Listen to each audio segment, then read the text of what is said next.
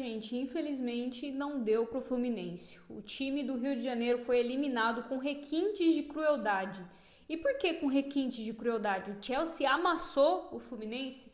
Não, não foi esse o caso, mas uma ironia do futebol eliminou o Fluminense hoje, né? A sua cria de base, uma das mais recentes revelações do Fluminense, se eu não estiver enganada, talvez a maior delas nos últimos tempos, fez 2 gols no time, lacrou o caixão do Fluminense e encerrou aí o sonho de Xerém de ser campeão mundial.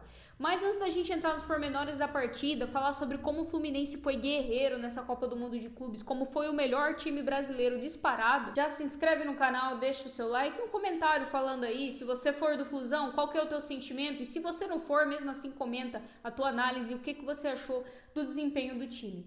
Cara, assim, eu não sou fluminense, na verdade eu nem acompanhava tanto assim o time, né? Aqui em São Paulo a gente costuma acompanhar mais os times daqui mesmo, né? Os 4 grandes e tudo mais.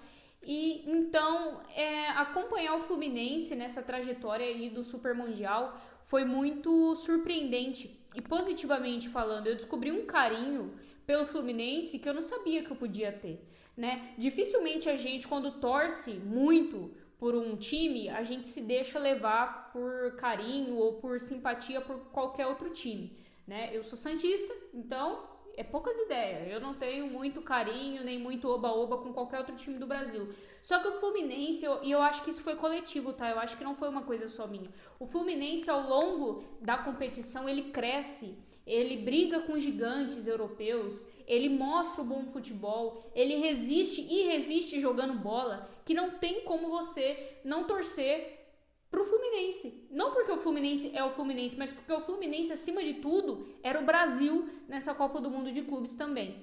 Então, fiquei com aquele sentimento de carinho, de poxa, estou surpresa positivamente com o futebol que essa equipe vem apresentando e que pena que foi eliminada, principalmente do jeito que foi. Vamos falar do jogo? Infelizmente o Fluminense ele não joga tão bem quanto vinha jogando, tá? Contra o Chelsea ele acaba não jogando tão bem assim, como por exemplo quando jogou contra a Inter e contra o próprio Al Hilal, contra o Borussia Dortmund lá na primeira etapa, né, na primeira rodada aí do campeonato. Ele tem sim alguns desfalques, o Martinelli e o Freitas, se eu não estiver muito enganada, estão suspensos aí, né, por conta de cartão e tudo mais. Só que é um jogo que você não pode colocar a culpa nos desfalques, né? E o Fluminense perdeu porque estava sem esses 2 jogadores. O Fluminense mesmo sem esses 2 jogadores que foram importantes, o Martinelli, por exemplo, fez gol no último jogo aí contra o Al Hilal, foi ele que abriu o placar.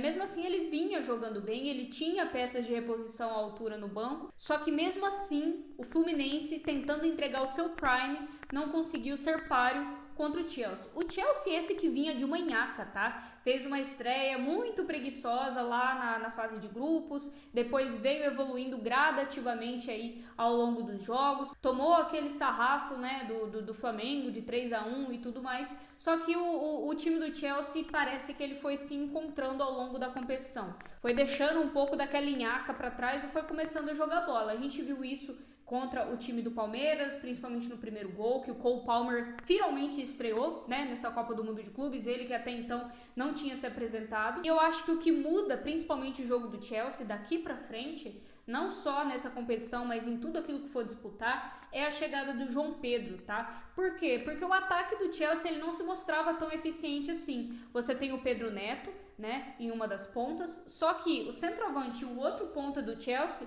não eram jogadores que você olhava assim e falava, nossa, esse cara, né, tá comendo a bola. Não era o caso. Então chega aí o João Pedro e chega para ser titular, na minha opinião. Tá? Eu acho que ele apresentou um belo cartão de visitas aí pro técnico do Chelsea, tanto na estreia dele contra o Palmeiras e principalmente hoje contra o Fluminense. E o João Pedro, para mim, se não for titular de cara, vai ganhar titularidade ao longo da próxima temporada. Então os 2 times chegaram assim, o Fluminense jogando muito bem, mas não jogando igual jogou contra os outros times europeus, e o Chelsea vindo aí de uma crescente. Cara, o Fluminense praticamente não assusta o goleiro Sanches, tá? A melhor jogada que o Fluminense tem, por exemplo, é aquela onde o John Arias finaliza meio mascado e o Cucurella tira a bola em cima da linha. No mais, o Fluminense ele não chegou muito perto de assustar o Chelsea. E é interessante a gente ressaltar também que o Chelsea soube muito bem controlar o ritmo do jogo, né? Ele começa então os tempos, né, o primeiro e o segundo tempo mais acelerado, com mais ímpeto, e depois ao longo da partida ele vai administrando, vai cadenciando o jogo, né? Até porque lá em Nova York estava fazendo muito calor, então não tinha como você jogar em alta rotação o tempo todo. E é com essa estratégia que eles conseguem fazer os 2 gols, né? O primeiro gol sai ali antes dos 20 minutos. É uma jogada aí puxada pelo Pedro Neto, né? Pela ponta esquerda de ataque do Chelsea. Né? Ele finaliza, a bola rebate e o João Pedro consegue acertar um belíssimo chute de fora da área. E aí no segundo tempo também, logo no comecinho, eles aumentam o ritmo do jogo, voltam com tudo e o João Pedro consegue aí numa puxada de contra-ataque fazer o segundo gol do Chelsea. E cara, a gente precisa falar do João Pedro, tá? Que estrela que esse menino teve até agora. Ele entra muito bem já no jogo contra o Palmeiras e simplesmente no primeiro jogo dele de titular ele faz 2 gols. Sendo este jogo que não era um qualquer, tá? Era um jogo que ele ia estrear como titular pela primeira vez e contra o time que o revelou para o mundo, né? Então já era um jogo especial simplesmente por ser um jogo que ele ia ser titular pela primeira vez, justamente contra o Fluminense. E tudo se torna mais especial ainda quando ele é o cara que consegue fazer 2 gols e 2 belíssimos gols. Foram 2 finalizações assim muito, muito bonitas. E é justamente esse o requinte de crueldade ao qual eu me referi lá no começo do vídeo. Porque não é qualquer jogador e não é qualquer competição, é um mundial de clubes. O Fluminense não é campeão mundial. Seria a primeira vez, seria o sonho de no mínimo chegar à final do torneio, do jeito que vem sendo, sabe? Ganhando de grandes times europeus, desacreditado, contra tudo, contra todos. E justamente o jogo que te elimina é um jogo onde a sua cria, o jogador que você revelou, vai lá e faz 2 gols em você. Então esses são os mistérios do futebol, né? Às vezes o futebol, ele é irônico assim. E essa contratação do João Pedro demonstra a diferença entre os clubes, não só entre Fluminense e Chelsea, mas entre os clubes europeus e os clubes brasileiros, né? Entre as realidades. Porque por melhor que você tenha um time brasileiro, um time que esteja entrosado, que tenha boas peças, que tenha bons jogadores, que tenha um ótimo técnico, que né, esteja ali aquele trabalho redondinho, encaixado, mesmo assim, esse ideal vai ser difícil de bater de frente contra um time europeu que no meio do campeonato consegue pagar aí 411 milhões de reais em um jogador e fazer com que ele entre para jogar o mata-mata para você, que foi o caso do Chelsea com o João Pedro. O João Pedro chegou no meio do campeonato mundial, o Chelsea pagou aí 55 milhões de libras, que são equivalentes a 411 milhões de reais, e colocou o moleque para jogar. E o moleque chegou destruindo, porque afinal de contas, quando você paga um valor desse numa contratação, é porque ela não é garantida, né? Como nada é garantido na vida, mas ela tem muita chance de dar certo. E o João Pedro, ele corresponde logo de cara. Então fica difícil de você competir contra clubes que, se eles não estão no auge deles, como é o caso do Chelsea, o Chelsea já foi muito melhor e já teve muitas outras fases melhores do que essa. Só que mesmo assim, eles conseguem tirar um coelho da cartola, digamos assim, fazer uma contratação pontual e que ajuda o time e que melhora o time e que garante resultados, como o João Pedro garantiu no jogo de hoje. E cara, é assim, o Fluminense cai de cabeça erguida, foi de longe o melhor clube brasileiro na competição, ele esteve aí, figurou entre os 4 melhores clubes do mundo, né, justamente porque chegou à semifinal, e ele veio de uma crescente ao longo da competição. Ele faz uma estreia muito boa com o Borussia Dortmund, cumpre ali os seus jogos da fase de grupos e jogo a jogo no mata-mata ele vem crescendo. Faz uma partida histórica contra a Inter de Milão, faz uma partida muito segura também contra o Al Hilal e chega muito bem para disputar com o Chelsea, né? Então ele mostra que mesmo aquele time que não tem muito, né, como o Fluminense vinha sendo ali chamado talvez de patinho feio e tudo mais, mostra que mesmo sem grandes investimentos financeiros, você ainda consegue fazer um grande jogo, um grande trabalho com aquilo que você tem. E, cara, pra finalizar, o futebol, de novo, ele tem dessas coisas, né?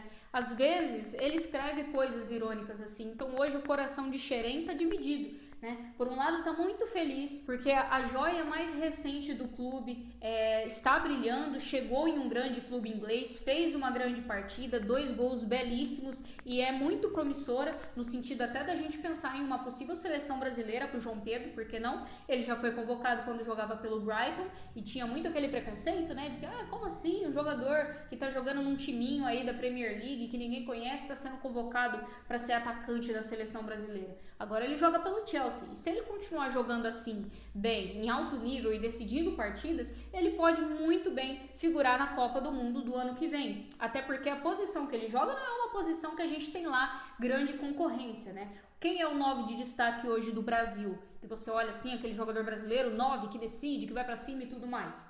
Talvez o Yuri Alberto, aqui no Brasil, né? O Pedro, mas o Pedro volta de lesão, o Pedro tá até com rumores de que vai sair do Flamengo, né? O Richarlison esquece, o Gabriel Jesus você esquece também. Então, assim, a seleção brasileira hoje é carente justamente de um 9. E o João Pedro, se continuar jogando e se desenvolvendo assim, pode vir a ser essa solução. Mas, por outro lado, só voltando pro fio, se Xerém está feliz pelo desempenho do João Pedro, ela também tá triste. Tá triste porque o Fluminense encerra a sua grande campanha com aquele gostinho de que, poxa, faltou tão pouco, né? Faltou tão pouco pra gente chegar na final, faltou tão pouco pra gente fazer mais história ainda, porque a história já está feita. O Fluminense chegou à semifinal da primeira Copa do Mundo de Clubes, foi o único clube brasileiro a fazer esse feito, foi o clube brasileiro que melhor jogou, foi o clube brasileiro que mais bateu de frente com os europeus e que melhor jogou também. Então, assim, a torcida do Fluminense pode ter certeza de que tem um grande time, né?